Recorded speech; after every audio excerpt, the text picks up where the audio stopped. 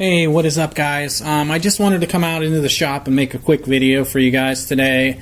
I had planned on making a first startup of spring video on the V8 HHR last week, and when I came out to make the video and got all set up and everything, it was a no-go. The Optima battery had finally shit the bed after 11 years, which that's pretty good actually, even for an AGM battery. So it finally died, and so I had to do some research to come up with another battery. They don't make this particular size Optima anymore. They make one that's a little bit smaller, and I didn't really want to do that. And then I found out also that the Optima batteries are no longer made in the United States. They're actually made somewhere else now, and they're not using the same high quality materials supposedly that they used to.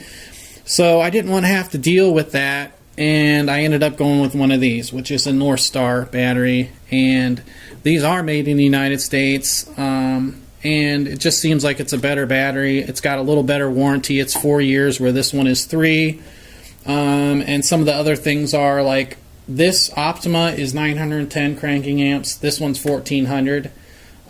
This one is 720 cold cranking amps, and this one is 740, and then the reserve on this one is 90, and it's 115 on this. Now there are a couple little differences. This one's a little bit taller and the terminals are on the opposite sides, but it's not really going to affect my application.